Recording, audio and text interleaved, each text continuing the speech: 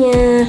Oke, pada video kali ini saya akan mencoba menjelaskan konsep dasar dari hukum 2 Newton, di mana kita akan menjelaskan bagaimana hubungan antara massa dan percepatan pada percobaan mobil baterai sederhana. Oke, hukum 2 Newton menyatakan bahwa percepatan suatu benda bergantung pada dua hal, yaitu gaya total yang bekerja pada benda dan massa benda tersebut. Nah, secara matematis dinyatakan dengan persamaan F sama dengan M kali A. Kayak gini. Di mana F itu adalah gaya total, M adalah massa benda, dan A adalah percepatan. Karena gaya yang diberikan mobil baterai pada roda itu relatif konstan, maka kita bisa melihat hubungan antara massa dan percepatan. Dari persamaan F sama dengan M kali A, bisa kita ubah menjadi A sama dengan F per M. Artinya, jika massanya diperbesar, percepatan akan mengecil. Sebaliknya, jika massanya diperkecil, maka percepatan akan bertambah besar. Pada media mobil baterai sederhana yang kami buat, motor listrik dari baterai akan memberikan gaya dorong yang hampir sama setiap kali dijalankan. Jadi, ketika kita menambahkan beban ke mobil, massanya bertambah sehingga percepatannya akan berkurang. Dan ketika bebannya dilepas, maka mobil akan bergerak lebih cepat karena percepatannya lebih besar. Nah guys, jadi bisa kita simpulkan bahwa media pembelajaran seperti mobil baterai sederhana ini bisa membantu siswa memahami konsep abstrak dari hukum 2 Newton secara visual. Siswa bisa langsung melihat bahwa semakin berat mobilnya, maka semakin lambat ia bergerak. Dan ini sejalan dengan persamaan A sama dengan F per M. Nah, kemudian melalui visualisasi ini, konsep hubungan antara massa dan percepatan dapat dipahami lebih mudah. Itulah penjelasan konsep dasar hukum 2 Newton pada media mobil baterai sederhana. Pada praktikum ini, mahasiswa melakukan pengamatan terhadap gerak mobil peraga bertenaga baterai untuk memahami penerapan hukum 2 Newton, khususnya hubungan antara gaya, massa, dan percepatan.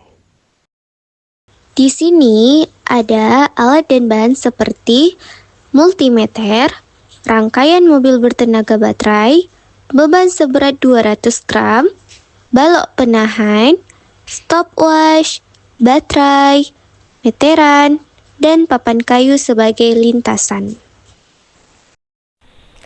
Selanjutnya ada prinsip kerja alat. Yang pertama, ada alat eksperimen berupa mobil baterai sederhana yang dirancang untuk bergerak lurus di lintasan datar dengan gaya dorong konstan yang dihasilkan oleh mobil DC. Yang kedua, sumber energi berasal dari baterai, bukan dari dorongan manusia. Baterai yang mengalir arus listrik ke motor DC.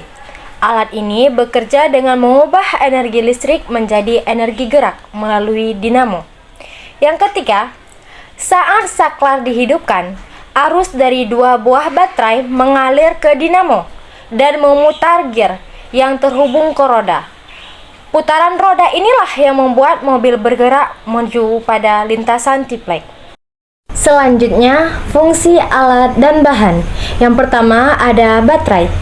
Dia berfungsi sebagai sumber energi listrik untuk menghidupkan dinamo, di mana baterai menyediakan tegangan konstan agar gaya dorong mobil tetap, sehingga hubungan antara massa dan percepatan dapat diamati. Yang kedua, ada dinamo.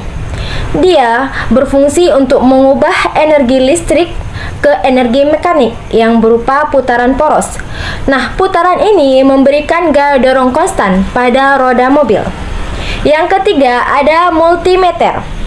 Multimeter berfungsi untuk mengukur tegangan baterai yang mengalir ke dinamo. Sedangkan yang keempat, ada beban. Nah, beban berfungsi sebagai penambah massa pada mobil. Sedangkan yang kelima, ada balok.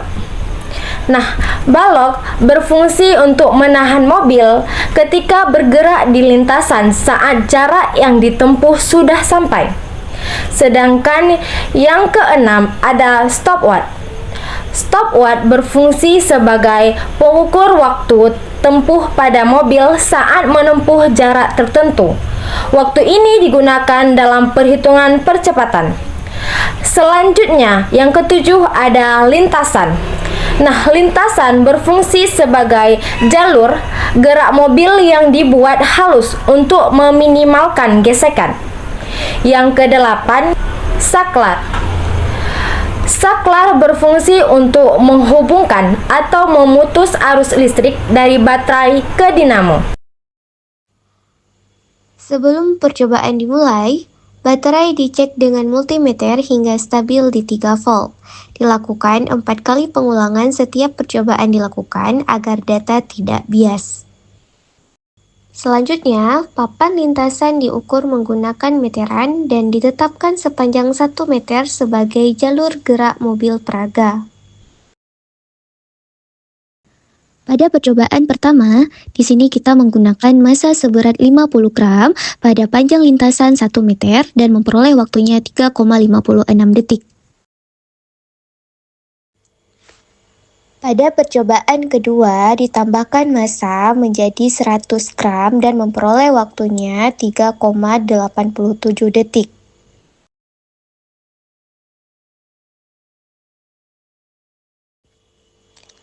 Pada percobaan ketiga, ditambahkan massa menjadi 150 gram dan memperoleh waktunya 4,12 detik. Dan pada percobaan keempat, ditambahkan massa menjadi 200 gram dan memperoleh waktunya 4,21 detik. Dari waktu yang sudah diperoleh tersebut, kemudian kita mencari nilai percepatan dan diperoleh hasilnya sebagai berikut. Setelah mendapatkan nilai dari percepatan, selanjutnya mencari nilai F dengan mengalihkan massa dan percepatan. Dari data percobaan, terlihat bahwa ketika massa mobil ditambah, waktu yang dibutuhkan untuk bergerak menjadi lebih lama. Waktu yang semakin lama ini menunjukkan bahwa mobil memiliki percepatan yang lebih kecil, sehingga semakin berat mobilnya, semakin sulit baginya untuk mempercepat gerakannya. Namun gaya yang diperlukan semakin besar. Pada akhirnya, data ini menunjukkan dengan jelas bahwa massa dan percepatan memiliki hubungan yang berbanding terbalik. Semakin besar massa, maka akan semakin kecil percepatannya. Sekian penjelasan dan hasil mengenai hubungan massa dan percepatan berdasarkan hukum 2 Newton pada alat peraga mobil bertenaga baterai. Semoga video ini membantu memperjelas konsep yang dipelajari dan bermanfaat untuk kita semua. Terima kasih sudah menonton.